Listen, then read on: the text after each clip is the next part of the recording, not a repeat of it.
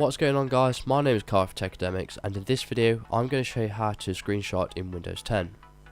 Okay, so the first way of doing it is by clicking the print screen button. It should be located in the top right hand of the keyboard. If you don't know where that is, I'll put a picture on screen now to show you where it's located.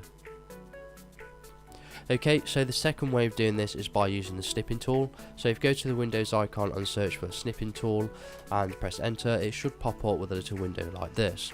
Now, to print to the whole screen, you want to click on this drop down menu where it says mode and click on full screen snip. There's also different ways of using this tool. I've also got a video on that. There will be a link in the description.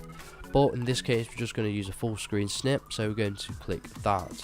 Now, as you can see, it will open up another window with the basically full screen, the picture of a full screen. And what we want to do is go to the save icon, which is here.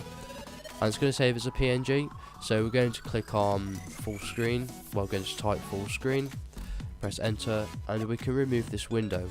We can also edit it with these tools up here.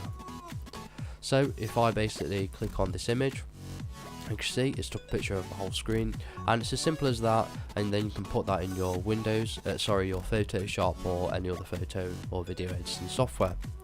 So if this video is useful, please leave a like and pass it on to someone who may find it useful as well. Also, consider subscribing if you want to watch more videos like this or if you find it helpful. So thanks for watching and enjoy the rest of your day.